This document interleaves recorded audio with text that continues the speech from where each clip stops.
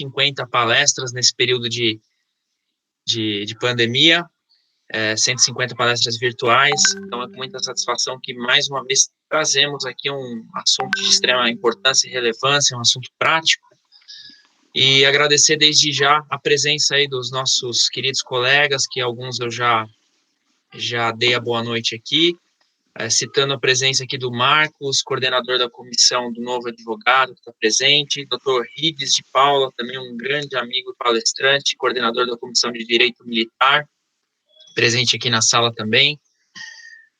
Agradecer a querida doutora Mônica Trell, representando aí a Comissão da Mulher Advogada, aqui da subseção, e também das prerrogativas, né? É isso aí. Representando aqui, olhando o chefe dando palestra hoje, né, Everton? Que chefe nada. Então, é com muita satisfação, em nome da nossa diretoria, da nossa presidente Lisandra Gonçalves, que faremos aqui mais esse evento nesta noite. Deixa eu só pegar aqui eu sempre faço aqui a transmissão, e hoje, infelizmente, eu acabei esquecendo de pegar o seu currículo, Everton. Me perdoa. Imagina, só um minutinho aqui que eu já estava esperando o Gustavo fazer a abertura, geralmente ele que faz, né? Uhum. Só um minutinho.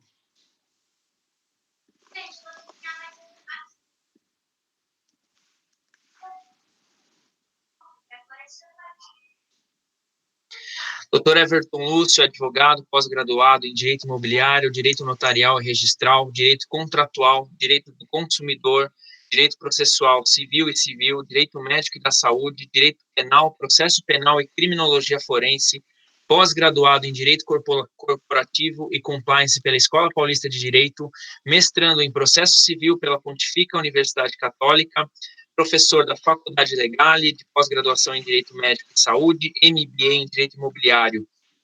Participa do canal de Processo Civil na plataforma Legalifix, cursos de extensão em Direito Civil e Direito Imobiliário, na Faculdade de Medicina do ABC, pós-graduação em Direito e da Saúde. E também faz um grande trabalho aqui, que é muito elogiado por todos, à frente aí da Comissão de Direitos e Prerrogativas de Santo Amaro. Esse trabalho que tem diversos colegas aqui presentes que participam, então eu te parabenizo de qualquer maneira, não só pelo seu lindo currículo, pela sua bela explanação, como sempre você faz, mas também pelo trabalho que você vem realizando aí à frente da comissão. Então, feito a apresentação do seu currículo, gostaria mais uma vez de agradecer a sua gentileza, o seu carinho e a sua atenção sempre com a subseção de Santo Amaro. Então, eu passo para você a palavra para que a gente já inicie a nossa palestra da noite. Então, muito obrigado, Everton, a palavra está com você, meu amigo. Um abraço. Obrigado, doutor Fante. Eu agradeço, em primeiro lugar, a oportunidade, não só a você, como meu coordenador geral de comissões, mas nosso vice-presidente, que desempenha dentro da gestão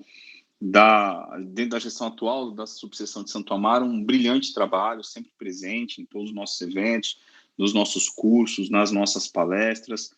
E agradecer também à doutora Lisandra Gonçalves, não só por dar a oportunidade, por conceder essa oportunidade, mas, acima de tudo, pela confiança que vocês depositaram em relação ao nosso trabalho à frente da Comissão de Prerrogativas. É um trabalho muito árduo, eu vejo aqui muitos, eu digo que são companheiros de trincheira, né, Mônica? Sempre estamos aí guerreando pelo direito do cidadão, por meio do advogado, de exercer a cidadania. Então, eu só tenho palavras para agradecer. É uma gestão muito participativa. Eu fico lisonjeado. O currículo não quer dizer nada. Cursos que nós fazemos não querem dizer nada. Isso não quer dizer nada diante da advocacia que nós temos que exercer, que é defesa do Estado Democrático de Direito, é defesa da cidadania em si.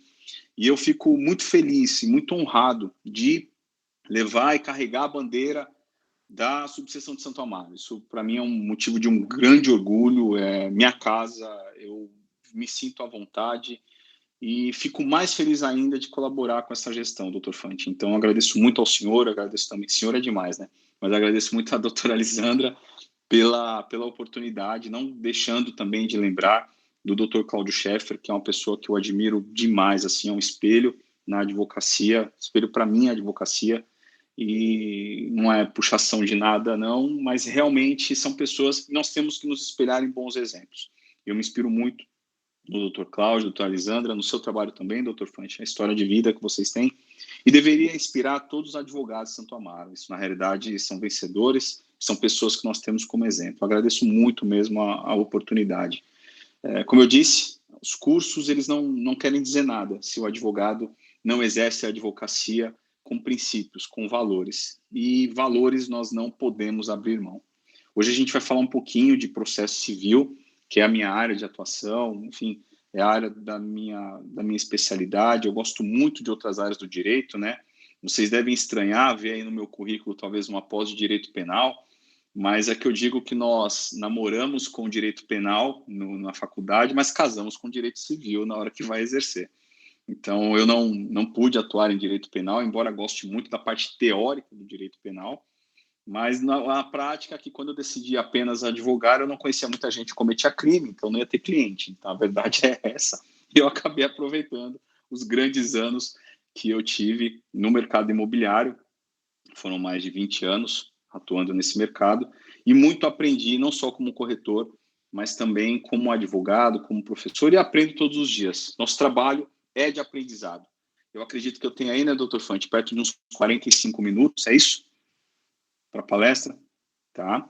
Então, Sim, vamos 45 tentar... minutos, e aí depois a gente pede eu acabei esquecendo de falar, eu peço perdão mais uma vez, eu fiquei sem o roteiro aqui, mas ao final nós colocamos as perguntas no chat, e aí os colegas também, se quiserem abrir o microfone para fazer diretamente a pergunta, fiquem à vontade ao final da explanação. Maravilha. Então, vamos tentar aproveitar esse período aí. Ninguém aqui tem o condão de tentar ensinar ninguém. A nossa ideia é partilhar experiência, partilhar conhecimento jurídico.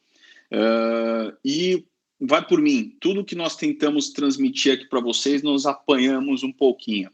Então, não só para aprender, mas para estudar, para praticar isso no dia a dia. E as surras, não posso fazer isso aqui, mas as costas estão marcadas aí de improcedências, de decisões. Não pensem em vocês que qualquer professor que vem aqui não tenha apanhado naquilo que está ensinando. E eu gosto de praticar, não só nas aulas que eu ministro, mas nos cursos que me convidam, de falar de temas práticos, temas que o advogado consegue utilizar dentro da advocacia. Como eu estou usando um fone só para economizar a bateria do outro, vocês estão me ouvindo legal? Todo mundo faz um sinal de positivo aí, interagir, bacana. Então, nossa ideia é falar um pouquinho sobre tutelas de urgência nesses tempos de Covid-19. Nós estamos atravessando um período muito nebuloso da história da humanidade, não só por causa da pandemia que nós temos aqui. Nós estamos atravessando, acima de tudo, um período em que nós precisamos refletir até na forma como nós vamos proceder daqui por diante. E é nesse ponto que mais me preocupa, porque, infelizmente, muitos colegas que nós temos atuando nessa área, eu vou compartilhar a tela com vocês para nós irmos passando. Muitos colegas que atuam nessa área acabam muitas vezes não praticando aquilo que na realidade são apenas lições que nós podemos simplesmente relembrar do período de faculdade. Talvez, se não ficássemos tão dispersos no período de faculdade, conseguiríamos aplicar um pouco daquilo que aprendemos nesse momento. E não quero dizer com isso que qualquer improcedência de qualquer decisão ou de qualquer pedido que o advogado faça seja pertinente a um desleixo ou uma falta de prática de conhecimento. Não. Às vezes, detalhes fazem toda a importância. E direito não é decoreba, direito não é decorar nada. Direito, acima de tudo, eu posso dizer isso com toda a propriedade do mundo, direito é raciocínio lógico. E tutela de urgência, principalmente nesses tempos de Covid-19, é raciocínio lógico.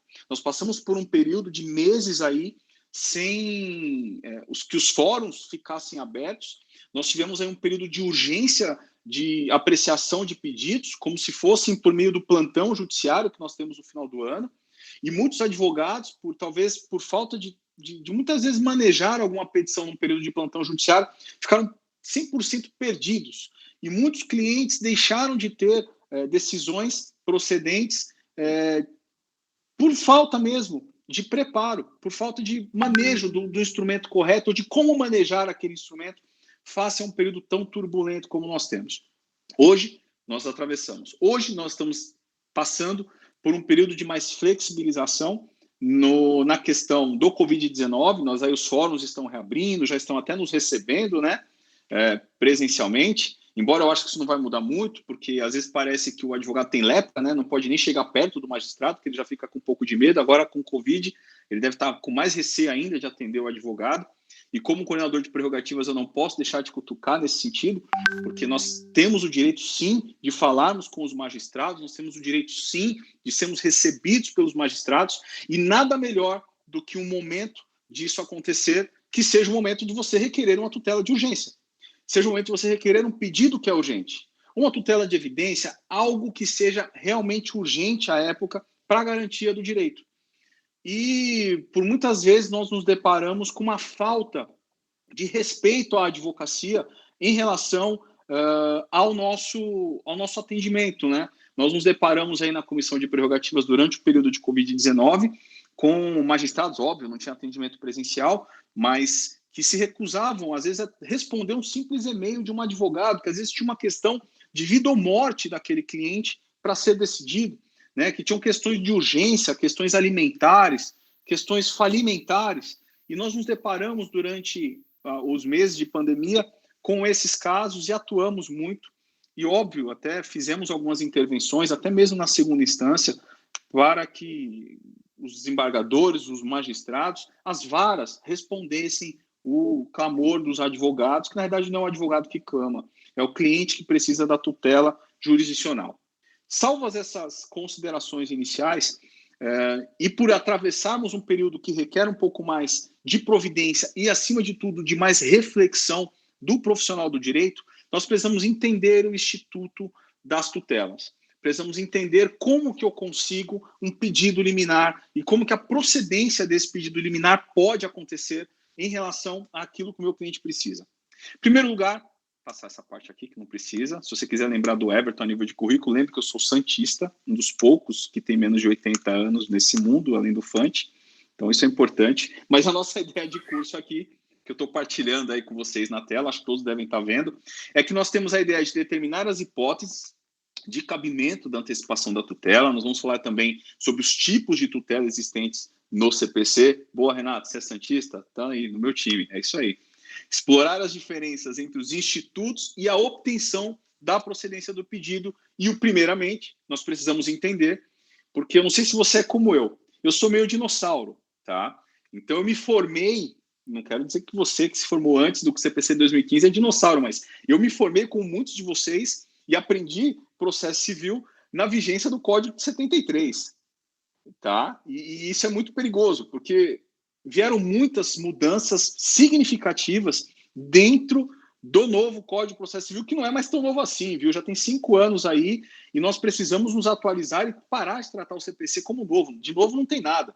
Não, minha filha de 5 anos não é mais nova, não. Pelo contrário, não gosta de ser chamada de bebê. Então não vou chamar o CPC de 2015 de bebê, porque ele não é novo. Ele já tem 5 anos aí que nós já tínhamos que estar mais familiarizados com isso. E a primeira familiarização que nós precisamos ter dentro do CPC é diferenciar tutela e liminar. Eu preciso saber primeiro que a tutela e a liminar têm diferenças. Só que antes de eu entrar na tutela e liminar, eu preciso saber o que o juiz pode fazer dentro de um processo. E dentro do Código de 73, e é importante que você maneje isso de uma forma correta, principalmente em períodos como que estamos vivendo, de falta de funcionários, muitas vezes no judiciário, ou esses atendimentos restritos, em que a urgência pode ser mais urgente do que aquilo que deveria ser. Nós precisamos entender que o magistrado, apesar dele ter função de entregar, muitas vezes, uma decisão, ele também tem o poder de acautelar essa decisão. No Código de 73, isso era chamado de poder geral de cautela. Se você quiser identificar isso no CPC de 2015, está lá a partir do artigo 297 do Código de Processo Civil. E no CPC de 73 estava no artigo 797 e artigo 798. Você não precisa abrir nada disso, isso é mais uma informação para que você compare um código com o outro. Mas no CPC de 73, nós tínhamos o poder geral de cautela muito presente na atuação do magistrado. O que isso significa, professor? Significa que o magistrado tinha o poder real de garantir algumas coisas dentro da demanda judicial para que ele pudesse assegurar não só um direito, mas até mesmo a efetividade daquele processo. Ou seja, é o que tem na tela para você. O juiz poderia assegurar medidas que fossem adequadas ao caso. Não só que o advogado pedisse, mas até mesmo de ofício. Veja, eu estou falando do Código de 73, tá? Quem se formou antes do Código de 73, é assim que nós aprendemos. E nós precisamos diferenciar isso para 2015. Tanto é verdade que o Alexandre Freitas Câmara traz aí um belo de um pensamento que o Poder Geral de Cautela permitia uma adoção pelo juiz do que nós chamávamos no Código de 73 do capítulo das cautelares. Então, normalmente, o Poder Geral de Cautela, naquele sentido, estava atrelado ao capítulo das cautelares, que visava assegurar o resultado efetivo do processo. É isso que diz Alexandre Freitas Câmara, um livro lá de 2006, que nós buscamos aqui para buscar algo como que pensavam na época os juristas brasileiros. Mas aí veio o artigo 301 do Código de Processo Civil de 2015. Veio o primeiro Código de Processo Civil de 2015 e o artigo 301, que dizia que a tutela de urgência de natureza cautelar pode ser efetivada mediante arresto, sequestro, arrolamento, registro de protesto, só que também é assegurado ao magistrado qualquer outra medida idônea. Ou seja, nos artigos 797 e 798 do Código de 73, existiam algumas coisas restritas que o magistrado poderia fazer em relação ao Poder Geral de Cautela. Já no CPC de 2015, o magistrado pode assegurar qualquer outra medida idônea, ou seja, legal, dentro dos princípios gerais do direito, de acordo com a jurisprudência, com a analogia, os bons costumes, que possa assegurar aquele direito que o proponente ou peticionante requer. O que isso significa? Que lá no artigo 297, o juiz pode determinar, isso do CPC de 2015 já, tá, pessoal? Ele pode determinar qualquer medida queira assegurar efetiva para tutela provisória. Entenda, o magistrado tem o poder de trazer a medida cautelar que ele julgar conveniente para aquele caso. Isso é importante, porque quando você volta ao Código de 73, você via que as medidas assecuratórias estavam intimamente ligadas às cautelares, que tinha um capítulo só para isso. Já no CPC de 2015, ficou um pouco mais abrangente. Além de ser um poder análogo, ou seja, semelhante ao Código de 73, no CPC de 2015, essa abrangência é maior. Então, o magistrado tem uma responsabilidade muito maior pelo Código de Processo Civil de 2015 do que tinha em 73. Ora, se em 73 ou pelo Código de 73 eu podia requerer várias medidas ao magistrado, por que muitos advogados ficam muitas vezes receosos de pedir ou exigir do magistrado que de ofício determine alguma medida assecuratória?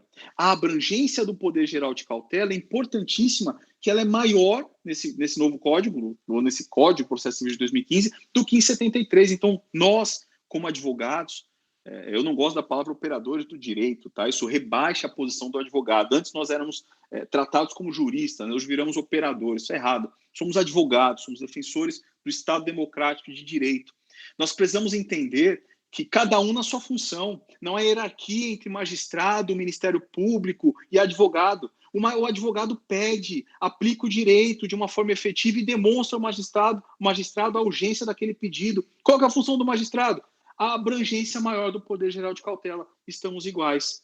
Eu lido pelo meu lado aqui, no meu cliente, e ele pelo lado dele lá, dando ou proferindo ou negando o pedido que eu faço. Isso faz com que nós caiamos, né, no artigo 297 do Código de Processo Civil de 2015 e cheguemos à conclusão de que as provisórias, ou as tutelas provisórias agora do CPC de 2015, têm uma abrangência muito maior do que tinha em 73. Isso é importantíssimo, porque muitos já me questionaram, até mesmo em sala de aula, se há um novo Poder Geral de Cautela. E eu já te digo, há um Poder Geral de Cautela, mas ele não é novo, porque ele só antecipa uma medida. E essa tutela, evidentemente, tem uma natureza satisfativa e não cautelar. Isso não sou só o Everton que diz, não, tem Poder Geral de Cautela no CPC de 2015, isso inclusive foi objeto de discussão no Fórum Permanente de Processualistas Civis, você pode buscar lá no enunciado 31, em que o poder geral de cautela está mantido no CPC de 2015, porque como o artigo 297 não fala efetivamente a palavra poder geral de cautela, isso é algo mais doutrinário, ficou definido no Fórum Permanente de Processualistas Civis, que se reúne todo ano para tratar de temas, se reúne até com uma maior abrangência quando o código foi promulgado, e ele passou a interpretar o código, e isso foi, e é, até hoje, objeto de norteio para as decisões judiciais. Então, consulte, você advogado, sempre o Fórum Permanente de Processualistas Civis. Ele interpreta muitas questões que às vezes você não vai encontrar nem na jurisprudência que algum tipo de solução. Bom, salvas essas considerações a nível do Poder Geral de Cautela, você, advogado, precisa entender, quando você vai fazer um instituto de uma liminar ou de uma tutela de urgência ou de evidência, que você precisa saber sobre o Poder Geral de Cautela e diferenciar o que é liminar do que é tutela. Bom, liminar está aí na tela para você, eu não vou ler para você, que você sabe ler, né? Até tem uma grande professora, grande amiga, doutora Graziela Denicol, sempre fala, eu não vou ler a apresentação, vocês sabem ler, e é isso mesmo, vocês sabem ler, então nós vamos aí falar que a tutela, o poder geral de cautela, na realidade, faz com que o magistrado decida por uma liminar. E o que é uma liminar? É realmente a finalidade da garantia de que o proceder daquele pedido, seja ele qual for, ou o improceder do pedido também, seja ele qual for, está garantido e seja exequível a qualquer tempo, ou a seu tempo, se for o caso, porque tem também a questão da prescrição. O que isso significa? Que qualquer decisão precisa ser assegurado, o resultado do processo precisa ser assegurado. E isso significa, por isso que essa palavra é muito utilizada aqui, que o magistrado, por meio de uma medida liminar, garante o resultado útil do processo. É dessa forma que funciona. E gera o quê? Uma eficácia global da atividade jurisdicional. Efeito erga omnes, como você aprendeu lá no primeiro semestre da faculdade. E ele, evidentemente, se for uma tutela satisfativa, pode satisfazer o direito declarado, e desde que seja também dotada de instrumentos para a garantia do direito, ou seja, uma liminar tem o condão, ou tem o objetivo de assegurar o direito, ou de assegurar o resultado útil daquele processo. Isso quem diz não sou eu, é o Vicente Grego Filho, lá em 2000. Tá? É um conceito até antigo mesmo de liminar, mas é extremamente utilizável hoje em dia. Logo, a medida liminar, e agora eu vou pedir licença para a doutora Graziela para ler um pouquinho, é um provimento de caráter meramente acautelador. Por quê? Porque o direito está agravado no instante do ajuizamento da ação, ou, no mínimo, ameaçado. Então, precisa significar que se eu for utilizar aquele pedido ou precisar executar, que tenha uma medida jurisdicional que assegure a execução daquilo. Ou seja, ela é tomada sempre com inafastável e exclusivo intuito de garantir a inteireza da sentença. Nossa, é para isso que serve a liminar? Sim. É o tal do levar ou ganhar e não levar. De que adianta uma tutela jurisdicional de sentença procedente ou improcedente e você não ter como executar? É isso que nós precisamos pensar quando eu penso no Instituto da Liminar. Eu preciso garantir que o resultado daquele processo vai caminhar ou vai ser executado, que aquela sentença tem condições de ser executada inteireza. A palavra é essa mesma, a inteireza da sentença tem que ser executada. Bom, uma tutela liminar, uma tutela provisória é uma coisa e uma tutela definitiva é outra. Evidente que a tutela definitiva é aquela que foi definida ao cabo do processo, ao fim do processo e, de preferência, com o trânsito em julgado. Eu trago aqui uma definição simples para você, que é de tutela definitiva, que é aquela que não se modifica mais. Ela é obtida com base numa exaustão do processo. A gente chama isso de cognição exauriente, ou seja, eu usei todos os meios necessários ou todos os meios possíveis dentro de um processo. E processo, advogado, advogada, entenda, processo é uma linha do tempo que você vai criando, na verdade você vai cumprindo procedimentos pré-estabelecidos. Isso é processo. É a melhor definição que eu tive, foi de um engenheiro de produção, em que ele me falou que processo nada mais é do que uma linha de procedimentos que você segue à risca. Processo civil, você segue procedimentos à risca. Um dos procedimentos do processo civil é a tutela, seja definitiva ou seja provisória. E eu trago aqui para você uma definição também de tutela provisória, caso você queira anotar, até para provar que você esteve aqui falando comigo hoje, né? Você poder dizer em casa, olha, estava naquela hora lá conversando, né, ouvindo o professor Everton lá, brincadeira, tá, pessoal? Tutela provisória é aquela concedida tendo em vista a redistribuição do ônus do tempo. Ninguém pensa em tutela provisória dessa forma. O grande erro de nós, advogados, e me incluo nessa também, porque já pensei assim por muito tempo, é acharmos de que com uma tutela provisória, ou no caso hoje uma tutela de urgência, nós vamos antecipar o mérito.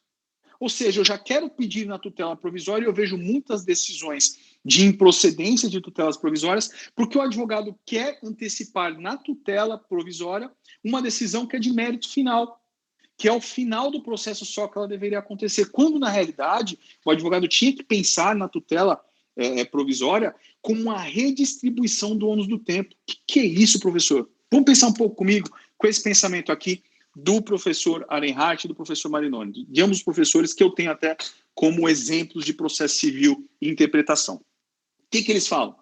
Que a tutela provisória nada mais é do que a redistribuição do ônus do tempo. Porque quem é que está perdendo com a propositura de uma demanda judicial? Aí alguém vai lá dizer assim, não, é o réu, porque o réu está sendo processado, porque vai constar lá um processo em nome dele, quando levantar a certidão de distribuição. Nada disso. Não é nada disso. Quem está perdendo, e é gerúndio mesmo, quem está perdendo com a propositura de uma demanda judicial é o autor. Porque o bem da vida que ele pleiteia está na mão do devedor. Seja uma obrigação de fazer, de dar, de pagamento, qualquer obrigação que seja contraída, solidária, divisível, não importa. Aquele bem da vida está na mão da outra pessoa. E ele é que vai suportar, ele quem? Ele é autor, é que vai suportar o ônus do tempo para obter aquela tutela. Ou seja, se o processo demorar 6 meses, é ele que suportou os 6 meses daquela quantia que não foi paga. Se o processo demorar 2 anos, é ele que vai esperar 2 anos por aquela decisão de tratamento médico de urgência que ele precisa, daquela patologia, do câncer que ele tem. É ele que vai suportar a obra sem estar concluída, sendo que o empreiteiro já recebeu todo o valor da obra.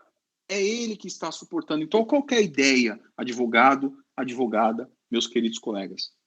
A ideia da tutela nada mais é do que redistribuir o ônus desse tempo. Ou seja, vamos equilibrar um pouquinho essa relação pelo princípio da isonomia. Trata os iguais com igualdade e os desiguais com desigualdade. Essa é a isonomia verdadeira dentro de um processo. Então, eu vou trabalhar a tutela ou a tutela provisória como algo em que eu verifique, caso a caso, em que eu possa redistribuir o ônus daquele tempo até que venha a tutela final para que aquela relação possa ficar ao mínimo equilibrada ou diminua a desigualdade temporal que existe dentro daquilo. Se você pensar em tutela provisória assim, vai por mim, você consegue metade das tutelas que você pleiteia. Porque quando você pensa em redistribuição do ônus do tempo, você passa a raciocinar de forma diferente. Você passa a analisar o tempo daquele processo ou aquele pedido pleiteado como algo um pouco mais prático. Você para de pensar em mérito final da decisão, e eu já vi inúmeras decisões de magistrados, ou mesmo até do tribunal, negando tutelas provisórias, evidentemente com aquele parágrafo padrão, né, dizendo assim, quis o autor antecipar, numa tutela provisória, a decisão que só vai decidida em cognição exauriente, ou seja, em sentença, com trânsito em julgado, ou mesmo na sentença de primeiro grau. Como é que ele pode querer antecipar aquilo aqui? Ele até pode antecipar, em determinados casos, partes dessa decisão final, mas não deve ser essa a argumentação. Inclusive, a argumentação que mais os magistrados aceitam, e eu posso dizer com toda a segurança do mundo, porque já tive aulas com professores que são magistrados e tive a grata oportunidade de também lecionar para alguns deles, é o raciocínio mais lógico. Olha, eu preciso entender que aquilo é urgente. Eu preciso entender que aquilo tem justiça, que aquilo tem direito. E preciso entender, acima de tudo, que aquela demora na decisão vai sim causar um problema irreparável ou de difícil reparação. Nós vamos tratar disso daqui a pouquinho, mas é ônus do tempo, é o principal. Entenda, a tutela provisória serve para redistribuição do ônus do tempo. Isso é Fred Dias Júnior que está dizendo, não é uma conclusão do Everton, não. Ainda que passível de reversão. E ela serve para desonerar o autor da carga temporal. E vem mais, viu? Ele continua aqui ainda, dizendo que a principal função do processo... A principal função do processo, aqui acho que fosse o Venosa, exatamente. A principal função do processo não é fazer justiça. Nós, advogados, temos uma grande errata com T, em interpretação processual, porque nós achamos que o processo serve para pleitearmos o direito do nosso cliente. Não. Essa não é a função do processo. O processo serve, a demanda processual existe, para que, por meio da tutela jurisdicional, eu alcance a paz social. É assim que funciona. Qualquer interpretação divergente disso está equivocada. Quando você chega no atendimento do seu cliente e fala, não, o processo serve para obter o seu direito, está totalmente errado. Nós precisamos mostrar ao nosso cliente que o que ele vai ter com aquela demanda é uma tutela, seja procedente ou seja improcedente. E é isso que nós precisamos argumentar. Nós aderimos a um contrato social quando nascemos, nos tornamos cidadãos brasileiros. Aderimos, qual que é o nosso contrato social? Constituição Federal. E a ideia é que, com a Constituição Federal e aderindo à Constituição como nascituro brasileiro, ou mesmo naturalizado, eu confio algumas decisões ao poder estatal para que ele me dê essa tutela. E a função dele não é dar o direito que eu peço, não, é me dar solução, seja ela qual for. Tutela provisória, tutela cautelar, tutela de urgência, tutela de evidência é para entregar jurisdição, não é para satisfazer o direito do cliente. Essa é uma interpretação que deve ser a interpretação quando nós argumentamos com algum profissional, com algum magistrado nesse sentido. E eu trago aqui um pensamento do meu professor, Joseval Martins Viana, e quando ele trata de solução de conflitos, que eu até coloquei aqui, a ideia do Silvio Venosa era que o processo trouxesse a solução dos conflitos por causa da paz social, e eu gosto dessa interpretação do Joseval Martins Viana sobre esse ponto, porque ele trata que, por solução de paz de conflito, leia-se entrega da tutela jurisdicional, que não se confunde com a obtenção do direito pretendido. Logo, uma tutela provisória é aquela que não tem o exaurimento de todas as medidas que deveriam ser asseguradas, deveriam ser praticadas dentro de um processo. Ela tem uma limitação cognitiva, você não trata do mérito da questão, só daquele ponto específico. Ela não é apta a prover definitivamente um interesse ao qual ela foi pleiteada, tem que ser provisória, tanto que ela tem que ser passível de reversão, e ela pode, a qualquer momento, ser revertida ou ser modificada. E ela pode também ser convertida numa tutela definitiva. Quem diz isso não é o Everton, é o Leonardo Greco.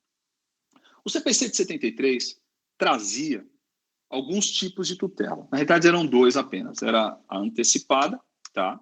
Que ela era concedida mediante prova, receio de dano irreparável. Quem se formou um pouco antes de 2015 aprendeu dessa forma, como foi o meu caso. Abuso de direito, manifesto propósito do réu, e tinha também o capítulo das cautelares, que assegurava o direito, resguardava a efetividade, tinha lá o famoso boniuris e o periculum in mora, que era a demora na decisão. Quando nós nos deparamos com o CPC de 2015, nós temos um agrupamento das tutelas provisórias com as cautelares, lá no artigo 300 e a partir do artigo 301 do CPC. Ele agrupou as tutelas provisórias e cautelares dentro do Instituto da Tutela Provisória de Urgência, e ela pode ser requerida de outras formas, também pelo artigo 303 e 304, e criou o Instituto da Tutela de Evidência, que nós vamos falar dele daqui a pouquinho especificamente, está lá no artigo 311. São casos específicos que o magistrado deve, ele não pode, ele deve fornecer o deferimento dessa tutela. Tá? São circunstâncias que levam o magistrado a acreditar que realmente o direito exista, não caiba nem contra a prova da outra parte. Tá? Normalmente a tutela de evidência, vamos falar dela um pouquinho agora, ela é viabilizada quando os fatos constitutivos são incontroversos, ou quando são evidentes, e evidentemente quando a defesa é infundada, tanto que eu coloco aí o artigo 311 para você. Ela independe da demonstração de perigo de dano, tanto que o inciso que nós melhor utilizamos para isso é o inciso 4º do artigo 311, que trata da prova documental inequívoca, né, quando ela é suficiente para provar que os fatos constitutivos daquele direito, o réu não pode nem opor resistência. Isso ocorre muito em ações de rescisão contratual, por exemplo, quando você demonstra uma prova inequívoca do descumprimento contratual e requer, desde já, por medida liminar, a rescisão para cessar os efeitos, às vezes, moratórios daquele contrato. Esse é um exemplo que nós damos aqui, que acontece muito na prática. Só que, independente dos motivos que a tutela de evidência traz, eu vejo os advogados manejando muito pouco esse instituto. Talvez por uma falta de compreensão do que realmente ele perceba. Não adianta você juntar a prova, por exemplo, de uma prestação de serviços ou da falha de uma prestação de serviços, se aí o magistrado não vai conceder. Vou citar um exemplo, vai. Vamos pegar o exemplo de um profissional que ficou incumbido de realizar um projeto, um arquiteto, um projeto de construção. E ele não pôde realizar esse projeto e por algum motivo específico ou simplesmente não entregou esse projeto ao contratante daquele projeto em si. E o contratante foi lá, como ele parou de pagar, evidente, ou terminou o pagamento, e não teve esse projeto entregue, e o contrato previa multa, caso ele não pagasse algum adicional. E qual que é a ideia do autor? É não pagar essas multas. Então ele entra lá com uma ação judicial, requerendo a rescisão daquele contrato, e cumula, dentro do pedido da ação, um capítulo específico tratando de uma tutela de evidência. E ele junta lá apenas o argumento de que o arquiteto não entregou o projeto e não entregou mesmo, sabe? Junto lá o arquiteto dizendo que realmente não pôde entregar. Aí eu te pergunto, advogado, eu te pergunto, colega advogada, magistrado, na posição de julgador daquele pedido de tutela de evidência, diante da prova documental juntada, fundada no inciso 4º do artigo 311, deferirá o pedido de tutela de evidência para rescindir logo de plano, por primeiro despacho aquele contrato? Aí eu te respondo, não vai fazer isso. Sabe por que ele não vai? Porque ele precisa ouvir a outra parte para saber por que ele não cumpriu com aquela obrigação. E se as informações da obra não foram fornecidas, se as medidas do imóvel não foram tiradas ou não foram auferidas pelo arquiteto? E se a parte tinha que, por obrigação contratual, apresentar algum documento, isso estava em cláusula contratual? O magistrado não sabe, ele é alheio ao processo. Você não consegue requerer isso. Óbvio que o magistrado vai vir com aquele despacho, que você já deve ter se deparado em algum momento, que eu já me deparei, tá? Não vejo prova inequívoca ou direito, ou verossimilhança de direito na alegação do autor. Cite-se o réu para apresentar a defesa. Ou vem aquele despacho que eu também já recebi, tá? Do magistrado dizendo assim, faltam elementos para concessão imediata da tutela. Por hora, deixo para apreciação em momento posterior à apresentação da contestação. O que ele está dando a dica? Amigão, eu preciso ouvir outra parte. Minha amiga, eu preciso saber da outra parte o que aconteceu. Se você quiser pedir em réplica, ok, mas agora não é o momento. E às vezes o advogado fica bravo e agrava e quer sustentar oralmente, quando na realidade o que ele precisa entender é a interpretação do artigo. E, por exemplo, o inciso 4º do artigo 311 é essa interpretação. Já a tutela de urgência é um pouco diferente. Ela agrupa a cautelar e a provisória e ela é concedida nessas duas situações. Numa situação emergencial e também cumulada, que essa mesma situação emergencial possa gerar um risco muito grande. E ela pode ser dividida de duas formas, antecedente e incidental. Não são dois tipos de demandas provisórias distintas, mas são duas formas de requerer. A interpretação é a mesma. A diferença entre ambas é na forma como você pede. Logo, você, advogado, advogada, deve se atentar quanto à forma de pedido, porque a de caráter antecedente é quando você não faz o pedido principal da ação. E eu me deparei por muitas vezes, nesse período de Covid-19, muitos advogados manejando esse tipo de tutela, que é a de caráter antecedente, lá do artigo 303 em diante, do Código de Processo Civil, e não fazendo da forma como deveriam fazer. E não se atentando aos requisitos e pressupostos de condições dessa ação. Ou seja, Nós, ao deflagrarmos um processo por meio de um pedido de tutela de urgência em caráter antecedente, eu preciso me atentar que aquilo era urgente à propositura da ação, eu não tinha tempo de realizar o restante, ou eu não tinha tempo de apurar os fatos restantes, e até o resultado daquela tutela me ajudaria com o pedido principal. Só que eu vi muitas decisões de improcedência desse tipo de tutela, porque o advogado simplesmente não explicou na tutela antecedente o que ele faria depois, porque precisa ser explicado, eu preciso colocar na ação, olha, eu preciso entrar com uma ação de alimentos, e eu vou entrar com ação de alimentos, só que por hora eu preciso, excelência, até pelo caráter de urgência da verba alimentar, que aquele bebê de 5 meses tem agora um pedido de urgência em caráter antecedente para deferir para alimentos provisórios. E é isso que nós precisamos, como advogados, entender. Mas eu explico para o magistrado, olha, naqueles 15 dias que o código diz que eu tenho que completar o pedido, é mais ou menos esse pedido aqui que eu vou trazer. Só que aí eu trago as provas, eu trago tudo melhor. Por hora, o que eu preciso é isso. Como também acontece, às vezes, um deferimento no pedido de um tratamento médico de urgência, de uma cirurgia, por exemplo. Olha, eu vou processar a operadora de plano de saúde, ou vou processar o Estado, autoridade coatora, enfim, eu vou processá-lo, vou, inclusive, requerer até dano moral, que o STJ dá indenização para quem nega tratamento médico, aí as operadoras de plano de saúde, mas eu preciso agora, excelência, por meio de um pedido de urgência de natureza antecedente, de uma tutela de urgência em caráter antecedente, que essa cirurgia aconteça agora, porque o meu cliente está com problema sério na vesícula que pode tornar uma pancreatite e ele falecer. Só que eu expliquei isso na petição. Aí sabe o que acontece? O magistrado dá. Só que você tem que completar o pedido principal depois. Senão aquilo vai ficar distrito apenas àquele julgamento. E depois não adianta você propor uma demanda autônoma para rediscutir aquilo. Porque isso já aconteceu, já exauriu. É preciso que você complemente. Ou seja, até o último parágrafo aí diz que ela é proposta quando o autor não tem como fazer o levantamento dos elementos necessários para a demanda principal. Não sai distribuindo tutela em caráter antecedente só porque você gostou do nome. Não, não podemos fazer isso. Precisamos entender que ela é antes mesmo de realizar o pedido principal. Quando eu vou requerer uma tutela de urgência de cirurgia, negada por um plano de saúde, por exemplo, a minha demanda principal não vai versar sobre isso. Minha demanda principal vai ser uma indenização, uma ação de indenização por perdas e danos, preferência dano moral, evidente, e até mesmo cobertura de danos materiais, que aquela cirurgia possa causar ao meu cliente, e a quebra da relação de consumo, evidente, porque o Código de Defesa do Consumidor se aplica aos planos de saúde, possa causar. Então, meu pedido, na realidade, é o dano moral. E em tutela de urgência, que aquela cirurgia seja deferida agora. E eu posso realizar isso por meio de uma tutela de urgência de caráter antecedente, complementando esse pedido depois. Isso quem diz não é o Everton, é o Fred Didier Júnior. E em caráter acidental, professor, a única diferença é que você não vai fazer uma petição inicial para isso. Isso aqui já tem um processo rolando, já tem um processo tramitando lá. E você vai fazer na própria petição inicial, se for o caso, uma simples petição durante o curso do processo, caso essa situação emergencial tenha acontecido.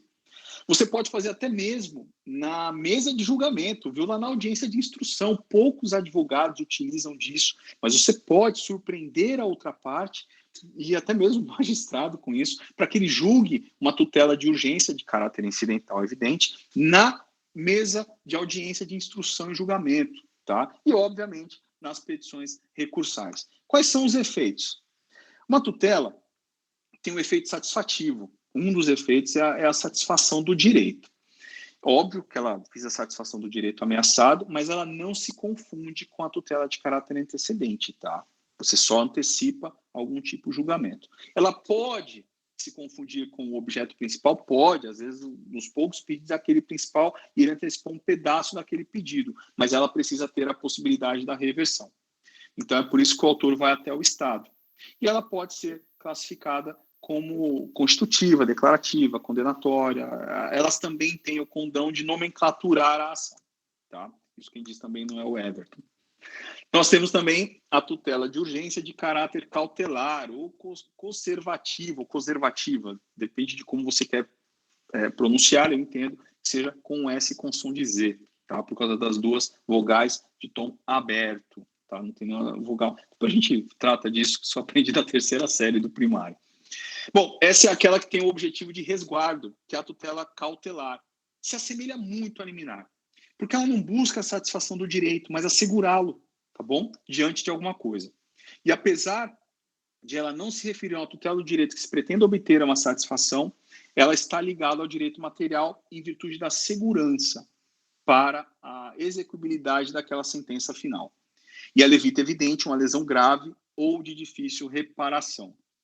O CPC de 2015, ele trouxe sim as cautelares. Eu acho muito errado quando eu vejo alguns juristas e até mesmo professores falando que nós não temos mais as cautelares. Não, nós não temos um capítulo específico das cautelares. Mas nós temos as cautelares. Nós temos as cautelares por meio da tutela de urgência de natureza cautelar, lá do artigo 301, onde você pode acumular com o artigo 297 e fazer com que o magistrado, caso o seu pedido possa não ser aceito por ele para definir aquela tutela, que o magistrado, então, por meio do Poder Geral de Cautela, assegure uma medida que possa assegurar mesmo, e até mesmo efetivar a sentença de uma forma inteira, tá?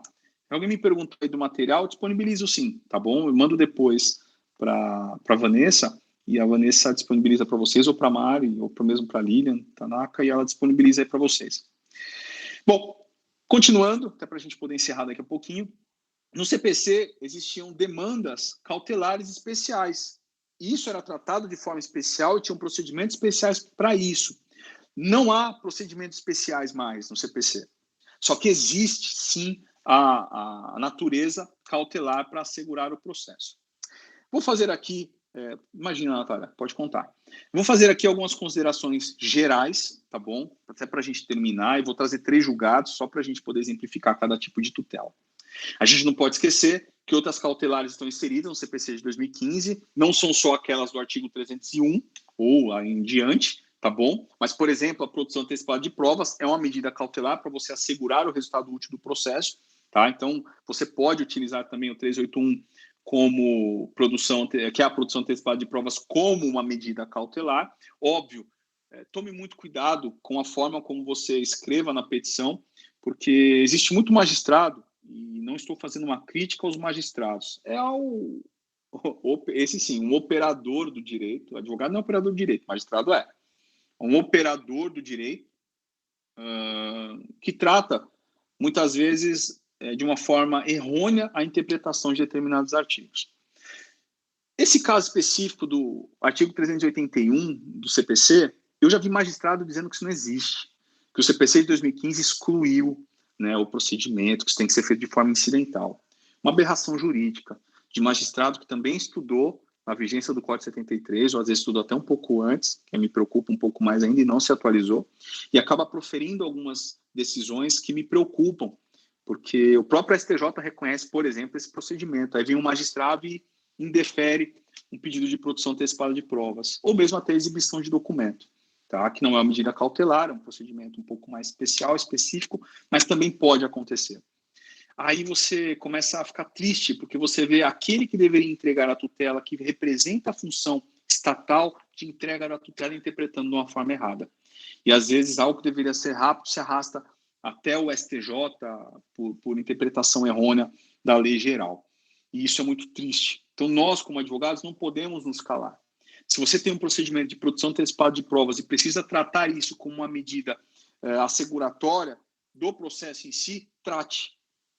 Indeferiu, tribunal. Indeferiu um tribunal, STJ, porque a interpretação está equivocada. Seu cliente não pode pagar por isso, por interpretação equivocada de magistrado ou posicionamento errôneo de um tribunal que se negou a se atualizar com o CPC de 2015. Não estou falando do Tribunal de São Paulo, não. É qualquer lugar. Às vezes pode ter gente nos assistindo de outros locais do Brasil. Então, isso não significa nada. É interpretação. E nós, advogados, estamos aqui para defender a cidadania por meio do Estado Democrático de Direito. E defender a cidadania é defender a aplicação da lei. E o Código de Processo Civil está aqui para isso. Tá bom? Bom, uma outra consideração é que o pedido de tutela de urgência antecedente, ou incidental, ou de evidência, deve demonstrar ao magistrado os requisitos para a concessão de que cada instituto foram cumpridos. No caso, temos o fumus boniuris, o periculum in mora, isso precisa ser demonstrado também. Distinção, diferença entre tutelas provisórias concedidas com base na urgência e outra com base na evidência. tá? Isso demonstra um cuidado técnico que você, advogado, advogada, precisa ter. Essas medidas satisfativas e cautelares podem ser efetivadas da melhor maneira possível pelo juiz, lógico, desde que ele interprete aquilo, até mesmo de ofício, como uma medida a ser utilizada por uma abrangência um pouco maior. Nós estamos falando aqui do poder geral de cautela. Nós não falamos mais em medidas cautelares atípicas, tá? Mas sim em qualquer medida que possa assegurar o resultado útil do processo. Eu já vi em alguns momentos magistrados, ao deferir uma tutela de urgência, arbitrar uma multa para o descumprimento. Aí eu já vi advogado da outra parte dizendo assim, esse deferimento foi extra petita, porque o advogado não pediu. Olha que interpretação errônea do poder geral de cautela. O magistrado nem considera uma interpretação dessa, porque ele tem o poder, que é o poder geral de cautela, de definir por alguma medida. Dentre elas, há um arbitramento de multa pelo descumprimento. Mas eu não pedi. Mas ele tem esse poder para assegurar o quê? O cumprimento daquela medida. É para inibir o quê? O descumprimento. É para isso que serve. Nesses tempos de Covid-19, o que mais nós temos visto é o poder público e algumas empresas prestadoras de serviço, principalmente no que tange a relação de consumo. O doutor Fante sabe disso muito melhor que eu, porque ele é um exímio praticante do direito do consumidor, foi o melhor coordenador de direito do consumidor da história da subseção de Santo Amaro. Nós sabemos que muitos magistrados deferem esse tipo de astreentes ou obrigação acessória à procedência de um pedido de tutela de urgência ou de evidência para inibir exatamente o credor daquela obrigação de deixar que aquilo fique pelo tempo, deixar que aquilo se esvazie. E isso salva vidas. Porque eu já vi, e vou citar de novo o direito médico da saúde, que dou aula nessa área também, e vi já muitos hospitais saírem correndo para transferir o paciente para um local adequado ou definir aquela cirurgia, porque o magistrado arbitrou R$2.000 de multa por hora de descumprimento. Qual que é o medo? Pagar. Eu já vi diretores de hospital público correndo para poder até mandar citar lá no hospital ou no outro local, ou se dar por citado, no caso do procurador do município ou mesmo do estado, se dar por citado naqueles autos, porque se a vítima, se o cliente paciente vier a falecer por falta de atendimento médico, ação indenizatória contra o Estado. E o magistrado aplicou lá R$5.000 por dia de multa.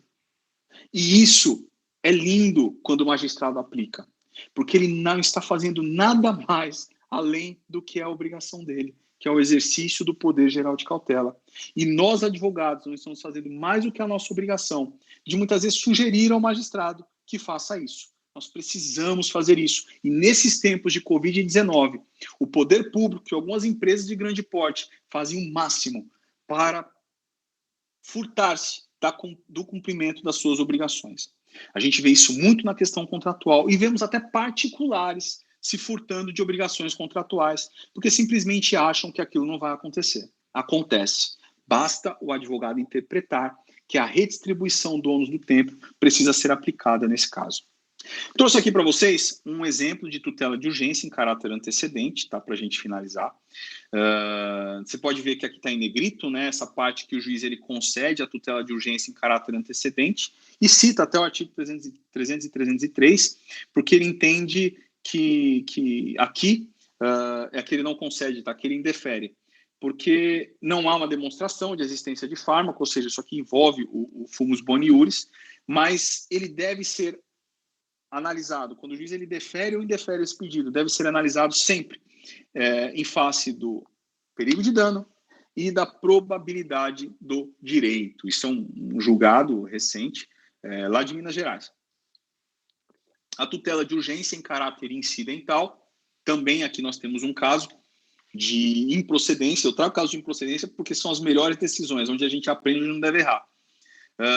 Porque estão ausentes aqui está faltando aqui a probabilidade do direito e o alegado perigo de dano não é provado. Então, aqui ele não concede também. Esse é um julgado do Mato Grosso do Sul, também sobre a tutela de urgência de caráter incidental. Aquela antecedente e essa de caráter incidental. Eu trouxe também aqui um decisório de natureza cautelar, uma tutela de urgência de natureza cautelar, e ele também é a mesma coisa. Ó, você pode ver que as lesões parecem um recorta-cola, muitas vezes são, mas ele acaba... Brincadeira. Muitas vezes ele acaba repetindo os mesmos argumentos, porque são os argumentos que precisam ser repetidos. Não fique pensando você que o juiz está colando e copiando e colando sentença, que isso não acontece aqui no Brasil, isso acontece lá na Suíça. Aqui no Brasil, não. Faça necessária a presença concomitante dos requisitos da probabilidade do direito e do perigo de dano, ou seja, para ele conceder, ele precisa verificar esses dois. E eu trouxe aqui um julgado lá do Amapá, nossa, tem Amapá, não faltei na aula de geografia, de tutela de evidência. A tutela de evidência será concedida independentemente da demonstração de perigo de dano. Esse é o principal requisito, né? E no caso aqui, o inciso 4º, que no caso essa ação foi instruída com prova documental que impossibilitava ao réu a oposição. Então, é nesse ponto que nós precisamos tratar.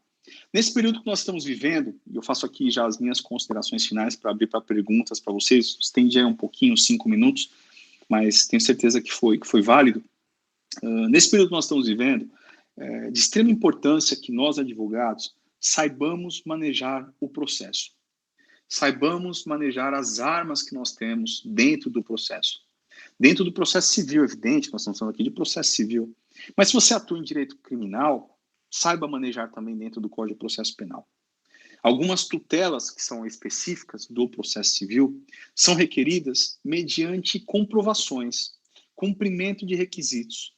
E parece tão simples quando você precisa comprovar fumus boni iuris ou periculum in mora, mas não é. Porque o advogado precisa entender a origem desses requisitos, precisa entender por que eles existem e precisa entender, acima de tudo, qual que é a função do magistrado diante daquele caso. Que o magistrado não vai debruçar-se ao caso em si, sobre o mérito da questão. Ele vai debruçar sobre aquele pedido, e você precisa cumprir aqueles requisitos. Mas, acima de tudo, demonstrar ao magistrado que o seu cliente, que precisa daquela antecipação, seja de evidência, seja de urgência de natureza cautelar, antecedente ou incidental, que o seu cliente está sendo prejudicado, e é gerúndio, está sendo prejudicado pela demora que aquilo pode ocasionar. Não é periculum in mora, é redistribuição equitativa do ônus do tempo. Princípio da isonomia, princípio da equidade e do equilíbrio processual. É isso que nós precisamos fazer como juristas, como defensores do Estado Democrático de Direito, e vai por mim. Uma tutela de urgência pode salvar uma vida. Eu fiquei muito feliz essa semana, porque ouvi de uma pessoa, de um caso que nós tivemos no nosso escritório, até me emociona um pouco, porque a mãe virou não, porque ela não estava pessoalmente, mas no telefone, e falou assim: puxa, doutor, muito obrigado. Você salvou a vida da minha filha. E eu fiquei muito emocionado no dia, me emociono um pouquinho, porque era uma baixinha que precisava de uma transferência para realizar uma cirurgia do coração. E isso me deixou muito, muito comovido.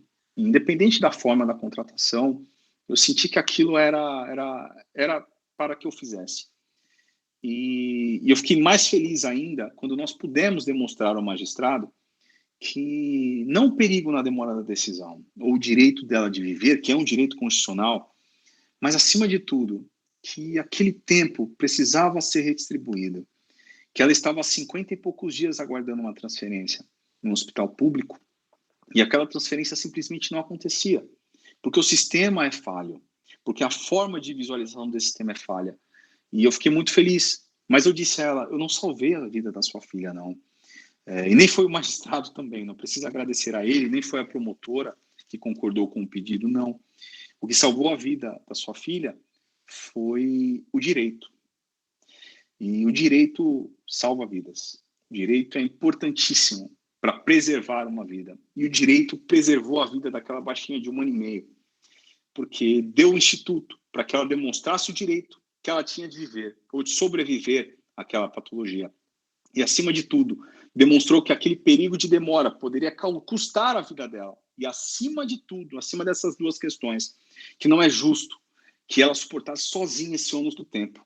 Então o magistrado deu e arbitrou multa e ela foi transferida agora na segunda-feira, essa segunda-feira agora, dia 2, e está recebendo tratamento devido. Não é competência do advogado e nem interpretação qualitativa do magistrado, é acima de tudo direito, puro e simples, que nós aprendemos no terceiro semestre de faculdade, para quem estudou na época do semestre, que eu estudei na época do anual, sou um dinossauro, mas nós aprendemos ali, e nós precisamos sim praticar isso na nossa vida, porque o direito salva vidas. E tem também o contrário, se você não souber manejar, e às vezes é um perigo a carteira da OAB na mão de alguns, porque se não souber manejar, alguém pode falecer, alguém pode perder um direito, que para você pode ser apenas mais um processo.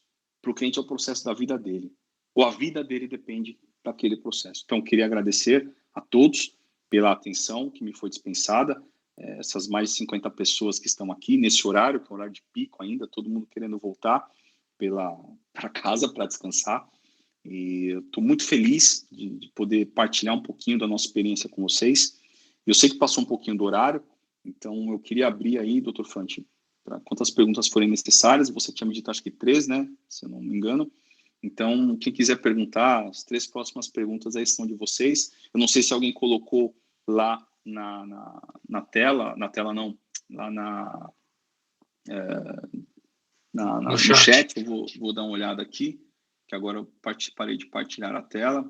Obrigado pelas palavras. Se alguém tiver alguma pergunta, quiser fazer por aqui enquanto eu vou enrolando nesses 30 segundos iniciais, eu respondo aqui o que for necessário para vocês, se eu souber, tá bom? Então podem perguntar aí o que vocês quiserem, se é que há alguma pergunta. Everton, eu queria só fazer um comentário. Tá me ouvindo aí, né, Everton? Tô, normal. Não, fazer um comentário. Você falou bonitas palavras aí a respeito da forma de manusear o direito, né? Então, eu não podia deixar passar aqui em branco o que nós assistimos, acho que ontem ou anteontem, né? A forma de como não se manejar o direito, né? Aquela horrível audiência, né, em que o colega, infelizmente, enfim, no meu ponto de vista, extrapolou, independente do mérito ou não do processo penal, se era ou se não era inocente, ou se ocorreu ou se não ocorreu a violência.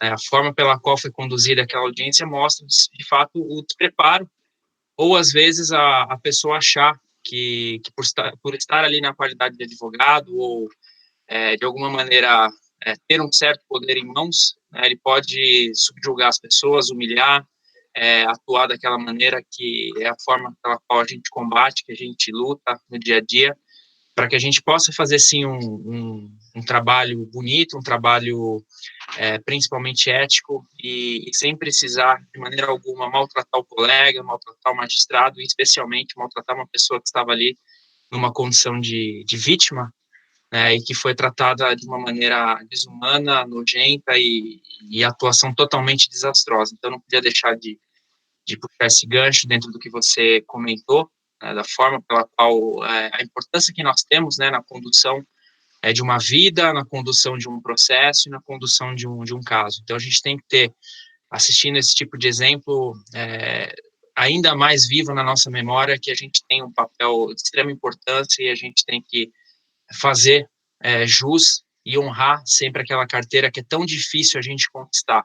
A gente passa 5 anos estudando, outros tantos aí se aperfeiçoando, então a gente tem que ter isso em mente. A gente tem uma carteira que tem que ser honrada, e a advocacia, ela não pode se prestar a esse tipo de papel, sem fazer qualquer tipo de juízo de valores com relação ao mérito do processo. Eu acho que o rapaz é inocente, ok, cabe ao juiz analisar, cabe ao juiz julgar. Eu também não posso deixar passar em branco, eu estou falando aqui com relação à atuação do colega, mas também me chama muito a atenção a inércia do Ministério Público, que deveria, naquele caso, estar ali na qualidade de acusador, na qualidade de representante ali da acusação, intervindo naquele caso. E o juiz presidindo a audiência, também um papel ali de total submissão ao que acontecia, e infelizmente aquilo tudo mostrou para a gente que quantas pessoas não passam por isso por aí, né? independente da maneira pela qual chegou a mídia essa situação, mas a gente tem em mente que quando nós estivermos atuando, quando nós estivermos numa sala de audiência, preservar, né, o bom andamento dessa audiência e respeitar principalmente não só as pessoas, mas todos os que estão ali envolvidos. Então, eu acho que essa mensagem eu gostaria de registrar aqui. E entrando na questão da pergunta, se algum colega tiver e quiser abrir o microfone e fazer a pergunta, está à disposição. E eu vou começar fazendo uma aqui para você. Bem na minha vez, você quer fazer pergunta? É o seguinte, momento de se pedir a tutela de urgência, você fez um comentário aí. É um caso muito prático, numa prova pericial, né, até trocamos ideia a respeito desse processo. Consulta. O juiz havia mandado liberar o valor para o perito, e o perito tinha assim, extrapolado totalmente os contornos da perícia, não tinha intimado a parte contrária para se manifestar sobre documentos que eventualmente quisesse produzir, e aí, sabendo da demora daquele juiz para processar as petições, mas não para liberar os MLEs, né, de perito, nós fizemos um pedido de tutela de urgência, né, para que o juiz, pelo valor até, né, eram uns R$70 mil o valor da perícia, para que o juiz apreciasse aquela petição com urgência antes de liberar o valor. E eu recebi o despacho agora dizendo que não cabia tutela de urgência nessa situação. Então, eu queria ouvir a sua opinião aí, enquanto exímio processualista, a respeito se é ou não oportuno e quando é que se faz ou não o pedido de tutela de urgência. Bom, consulta. Acho que consulta, né? Quem acha que isso é uma consulta, levanta a mão. Até o Luquinha, eu vi o Luquinha levantando a mão ali, ó. Olha lá, Cara, até ele. Ó. Até o Luquinhas ali. Bom, doutor Fante, na realidade, precisaria olhar um pouco melhor, com mais parcimônia, esse caso. Me lembro que a gente conversou no telefone um pouquinho. Eu não acho que seja o momento de deferimento de uma tutela de urgência agora, é o momento de você pedir a liberação desses valores. Acho que foi isso que você pediu na liberação desses valores agora. Não, eu pedi para não liberar, ao contrário. Para não liberar? Tá, para não liberar. Porque eu estava pedindo a destituição do perito, né? Não é o momento pertinente. Você teria que... O juiz falou, só puxando o gancho, o juiz inclusive falou que o perito é muito bom, muito bem financeiramente, ele tem bens, patrimônios, etc. E por isso, se precisasse devolver, devolvia. É rico, ele conhece bem o perito, pois é. Então, ele conhece tão bem o perito que o perito deveria ser declarado suspeito, né? Até por ter essa ligação tão íntima com o magistrado, né? Por mais que o magistrado tenha acesso, muitas vezes, ao acervo patrimonial do perito, do auxiliar de justiça, ele não deveria se manifestar dessa forma na decisão. Não era o momento, na minha modesta opinião. Na minha opinião, você teria que recorrer da decisão, que talvez tenha indeferido o afastamento do perito ou a anulação do laudo, né, nem nulidade, a não ser que o laudo também não tenha cumprido algum requisito legal lá dos artigos do CPC. Aí talvez ele poderia ser declarado nulo, mas ou anulável se cumpriu os requisitos, mas não cumpriu a função que deveria. Mas não acho que seria o momento de pedir tutela sobre isso. O que você poderia fazer seria um recurso tratando desse pedido, não de não liberação, mas de requerer o afastamento, a suspeição do perito nesse caso. Não vejo, nesse momento, um motivo para o deferimento da tutela, porque você tinha instrumentos processuais próprios, tá, para poder alegar isso. Mas isso não significa que também tenha feito errado, né? Às vezes a gente acaba fazendo algo nesse sentido e acaba o magistrado entrando, muitas vezes, na nossa linha de raciocínio. Mas não acho que tenha sido falha de propositura ou momento, não. Talvez ele tenha priorizado, o magistrado tenha priorizado instrumentos processuais próprios para que você pudesse afastar esse laudo, que acredito que deva ter sido prejudicial ao pleito do seu cliente. Mas se você quiser conversar um pouco mais a fundo sobre isso, a gente pode falar no WhatsApp, você me manda uma cópia desse processo. Na verdade, assim, a petição, ela gera impugnação do laudo, né, em razão dessas questões, a gente fez o pedido de tutela de urgência e até, de certa maneira, foi útil, porque ele costuma levar 3, 4 meses para analisar a petição, ele analisou em 48 horas, então, de certa maneira, ainda que interferindo, né? Quando cadastra, eles acabam, sim, ainda que interferindo. Talvez seja o caso de recorrer disso, mas... Eu vou fazer um ED porque ele ficou tão bravo com a questão de eu ter questionado o perito dele que ele esqueceu de falar dos questionamentos que eu fiz para o perito responder. Então, vai vir um ED omissivo aí. Omissivo a decisão. Não, mas seria nessa linha. Se alguém tiver... O Lucas tem uma pergunta. Pode abrir o microfone, Lucas. Vamos lá, tá tentando abrir aqui. Boa tarde. Boa. Tudo bem? Doutor Lucas, como vai? Puxa, eu tô vendo aqui rapidinho um monte de guerreiro aqui das prerrogativas, viu? Marcelo Simões, André Bagesteiro, a Cláudia Neves aqui, que vai fazer uma palestra sensacional dia 12 aí para nós. Shimura, grande Shimura. Doutor Zé Carlos Santos aí. O Wilton, obrigado, Wilton, pela prestatividade. A doutora Letícia, que é minha vizinha aqui de prédio onde nós trabalhamos. Doutora Márcia, mãe da querida doutora Natália. O Márcio Miyake, obrigado, meu cliente, muito obrigado por prestigiar, doutor Marcos Antônio, que agradeço muito a amizade. Rapidinho, tá, Lucas? Só agradecer aqui rapidinho, antes que eu esqueça. Digníssima Natália, te amo, deixa eu ver aqui, não aparejo a outra também. São várias Natálias, tá? A mãe da minha filha chama Natália, só pra vocês saberem, tá? Doutor, parecendo uma guila, doutor. Eu vou fazer uma pessoal, preciso jantar em casa. Doutor Wellington Fernandes, meu padrinho de prerrogativas, Vinícius aqui, nosso companheiro, doutor Vladimir Pedro Júnior lá, conheço, doutor Vladimir, gente boa demais, sou amigo aqui, bacana, doutora Valquíria, obrigado, doutor Rodney, doutor Valdemir Vieira, doutor Paulo Ferro, muito obrigado aí por vocês estarem aqui conosco, e aos guerreiros das prerrogativas, dentre tantas feridas que temos, vamos continuar lutando. Doutor Lucas, meu guerreiro de prerrogativas, manda, se eu souber responder, viu, Lucas? Pega leve aí, viu? Caríssimo doutor Everton, queria saber do seu, como o senhor enxerga, entende esse momento peculiar que vivemos, né? A pandemia Covid-19, ela... Enfim, é um fato, né, da vida, uma pandemia como não se via há 100 anos, né, em escala global, com as telecomunicações, e que tem o status de calamidade pública, né? Ou seja, sim, existe no mundo do direito, juridicamente, trata-se de uma calamidade pública, com uma série de orientações das autoridades sanitárias, distanciamento social, enfim.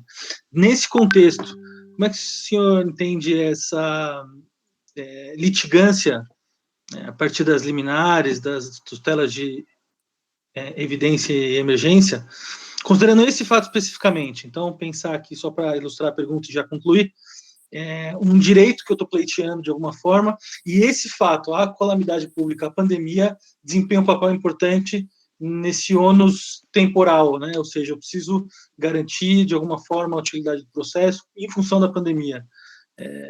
Queria algumas palavras aí da sua luminar sabedoria, por favor. Luminar sabedoria, vou anotar essa, Lucas, que é para poder lisonjear um julgador. Dona Inês, bom te ver aqui. Que bom te ver aqui. Doutora Renata também, doutor Ritz, meu ídolo de prerrogativas.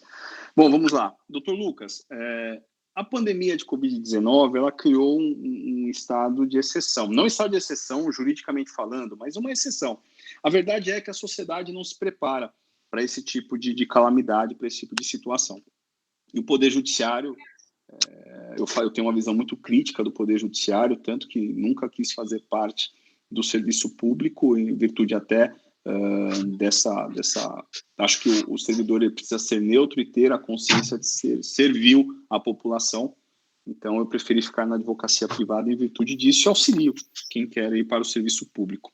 Mas, verdade seja, os nossos serviços judiciários não se prepararam, né? E nem durante a pandemia criaram soluções para isso.